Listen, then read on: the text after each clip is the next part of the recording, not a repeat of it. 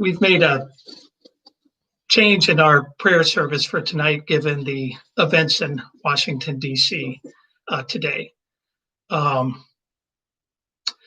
we're not taking prayer requests tonight. We're focusing on our prayer on the United States.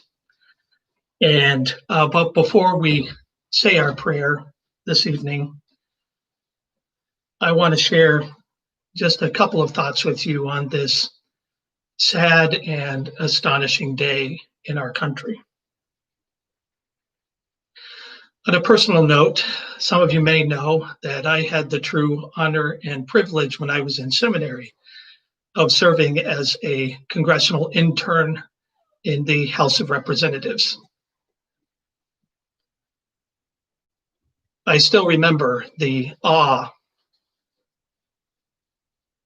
that I felt by even being a small part of such a grand institution in our democracy, and the feeling of privilege I felt every time I walked the Capitol building. So it was heartbreaking today to see the Capitol building desecrated by a rioting mob, encouraged by a president of the United States. So I invite you to pray with me tonight for leadership in our country, regardless of political party, to protect our democracy and support a swift and peaceful transition of power after a free and fair presidential election.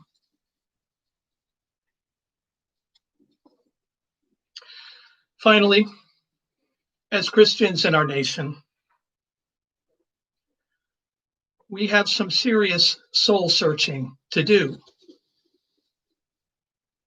Among the many flags I saw people in the mob waving on the steps of the Capitol today, including a Confederate flag,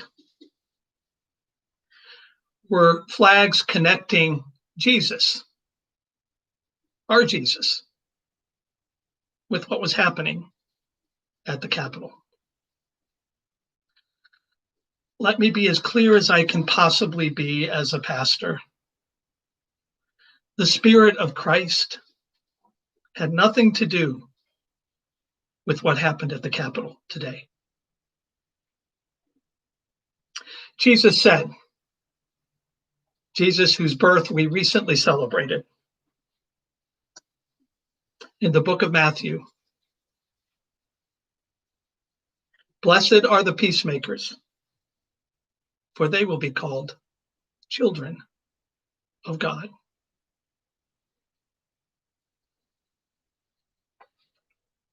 I also today want to read a prayer from our book, Dangerous Prayers. And this comes from George Washington, the first president of the United States, who could never even imagine what we have seen today. In 1796, after 2 terms as president and voluntarily giving up power, even though many wanted him to stay in for as long as he'd like, he retired to go back to his life as a civilian. In his final address, he pleaded that the new nation maintain the highest standards domestically and be minimally involved with foreign powers. The words I'm about to read you are words the United States Senate still reads every February as they observe Washington's birthday. And here's what our first president said: "I now make it my earnest prayer that God would have you and the state over which you preside in his holy protection, and that he would incline the hearts of the citizens to cultivate a spirit of subordination and obedience to government, to entertain a brotherly affection and love for one another, for their fellow citizens of the United States at large, and particularly for their brethren who have served in the field.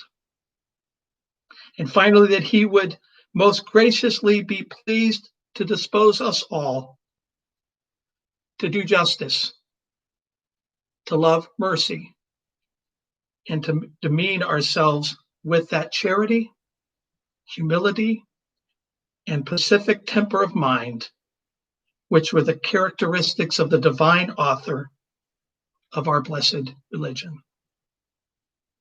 And without an humble imitation of whose example in these things, we can never hope to be a happy nation.